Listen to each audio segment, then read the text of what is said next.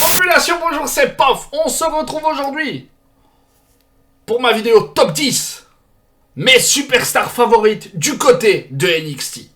Je t'ai proposé mon top 10 du côté de Raw, de SmackDown. Donc on finit l'année avec mon top 10 du côté du show jaune. Je le répète, la vidéo est totalement subjective. Mon top n'est certainement pas le même que le tien. Et voilà, c'est tout. Inutile de s'enflammer si y a des gens que t'aimes bien qui sont pas là, tu vois. Ça va sûrement arriver, tu vois. Si je vais directement faire un petit spoiler, si t'es un fan du mec à la grenouillère colorée qui est devenu méchant il y a pas longtemps, le fils neveu d'une ancienne superstar, Braun Breaker, eh ben tu vas pas être content parce qu'il est pas dedans, parce que je l'aime pas, tu vois. Comme ça, au moins, tu sais. Bon. Trêve de blablatage. Et passons directement à la 10e position. Mais avant, n'hésite pas à lâcher le petit pouce bleu, à t'abonner si ce n'est pas déjà fait et que tu aimes le contenu de la chaîne et le personnage totalement atypique que je suis. Et n'oublie pas d'activer la petite cloche si tu veux rien rater. Je pense que tout est dit. Let's go! C'est une lutteuse anglaise qui occupe la 10e place de mon top, Blair Davenport. J'ai découvert cette lutteuse du côté d'AEW sous le nom de Bea Priestley, où elle a eu quelques matchs face à de jolis noms comme Britt Baker, Rio ou Chris Statlander, pour ne citer qu'elle. Elle débarque du côté de NXT UK fin juin 2021 et a rapidement un match de championnat face à la légendaire Meiko Satomura. J'ai suivi son parcours UK de loin, mais une fois arrivé aux États-Unis, j'ai plutôt aimé l'intrigue du hacker, qui n'a malheureusement pas été assez poussée. Mais elle a su rebondir avec une feud contre l'underdog ultime, Roxanne Perez. Elle a ensuite remporté l'Iron Survivor Challenge, et avec le retour de Nikita Lyon et un statut de challengeuse en poche, je pense que son booking pour les prochaines semaines sera plutôt intéressant. De retour pour se reconstruire dans la branche jaune après l'échec de Rétribution, de Dominic Dijakovic à T-Bar et maintenant tout simplement D-Jack. Son parcours à la WWE est un véritable mystère. Énorme sensation du côté de NXT où il nous sortait des masterclass contre Keith Lee. Mais quand il arrive en main roster, il n'est qu'un simple homme de main de Mustafa Ali. Et pourtant cette faction avait du potentiel. Mais le booking ne les a clairement pas aidés. Rétribution est rapidement dissous et il erre sans programme avant de revenir semer la terreur du côté de NXT où il nous a déjà sorti de très bonnes performances, notamment face à Wesley ou Ilya Dragunov. De bons adversaires, de bons matchs, malheureusement aucune victoire importante et ce serait bien que ça change pour 2024.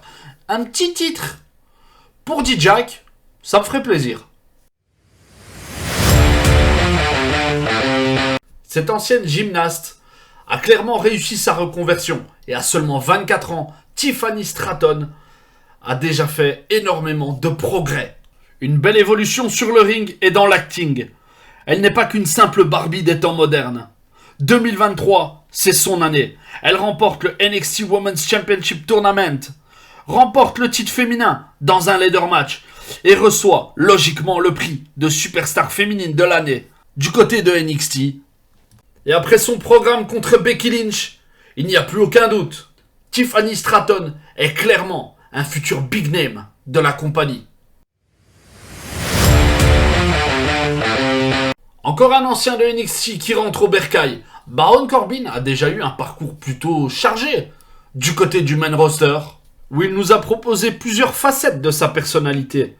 Le Lone Wolf qui débarque à WrestleMania pour remporter la Andre the Giant Bataille Royale, King Corbin, le général manager intérimaire, le dépressif complètement fauché, le nouveau riche et son copain débile, le nouveau Wrestling God, sans oublier sa mallette de Mr. Money in the Bank, un titre US, et il a envoyé Kurt Angle à la maison de retraite.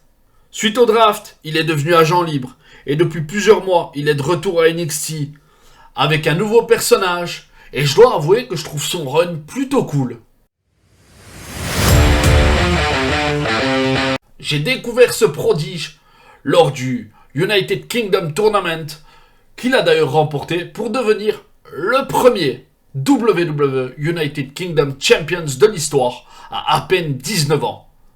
Tyler Bate est une véritable pépite du catch britannique. Pas besoin de bling bling ou de tenue flashy, il n'en a pas besoin. Son look old school et son catch rude fait de lui un homme à part. Son petit gabarit ne l'empêche pas d'être un véritable monstre de puissance. Le match face à Pete Dunne lors de NXT TakeOver Chicago était une masterclass. Son équipe avec Trent Seven était super et maintenant il continue sa route en solo. Je ne sais pas si son parcours du côté de NXT va continuer encore longtemps, mais honnêtement, le voir en équipe avec Pete Dunne du côté de SmackDown, ça me déplairait pas trop. À seulement 22 ans, Cora Jade est déjà passée par Impact Wrestling et la AEW avant de signer avec la WWE et rejoindre NXT. Elle a eu sa première mise en lumière en participant aux War Games dans l'équipe de Raquel Rodriguez, ce qui lui a permis de graviter autour de Mandy Rose et son NXT Women's Championship. Mais c'est une première désillusion. Elle devient ensuite championne par équipe avec Roxanne Perez. La jalousie s'installe et c'est le turn avec ce segment catastrophique avec le skateboard scié à l'avance. Fini les sourires et place à une nouvelle personnalité. Une attitude détestable, un look qui rappelle celui de Paige. Il y a juste un petit bémol. J'avoue que je suis un petit peu déçu de ne pas avoir vu les plans avec Dabba-Kato voir le jour. Ce géant, en temps comme demain, ça aurait été génial. Elle revient lors de NXT Deadline après 4 mois d'absence et de nouveaux pectoraux. Le NXT Women's Championship en ligne de mire. Et honnêtement, je pense qu'il serait temps de lui donner un titre en solo. Lui aussi est déjà passé par Impact Wrestling et la AEW avant de rejoindre NXT. C'est l'anglais Nathan Fraser. Alors pour le coup, j'ai pas grand chose à dire, à part que j'adore ce gars. Sa tenue digne d'un personnage de comics et son moveset acrobatique. Nathan Fraser fait partie des voltigeurs que j'affectionne. Le genre de mec qui peut te faire passer par toutes les émotions si tu lui donnes 15 minutes entre les cordes. Et malgré cette place dans mon top, il y a quand même un fameux bémol. Je trouve que son personnage manque cruellement de profondeur. Et ce serait peut-être bien de travailler ça, tu vois. Parce que dans le ring, il vend du rêve, mais derrière, c'est un peu le néant. Et c'est bien dommage. Ce mec a certainement été le meilleur NXT North American Champions depuis la création de ce titre. Je parle évidemment de Wesley. Ancien membre des Rascals du côté du Impact, Nash Carter et Wesley débarquent à NXT mi-janvier 2021. Et c'est une véritable bouffée d'air frais pour la division par équipe. Vainqueur du Dusty Road Classic et NXT Tag Team Champions à 2 reprises, l'histoire est belle pour MSK. Mais suite à des accusations de violence conjugale, Nash Carter est renvoyé et c'est la fin de l'équipe. Il remporte le NXT North American Championship lors de NXT Halloween Havoc 2022 dans un 5-way ladder match. C'était le début d'un règne incroyable de 269 jours.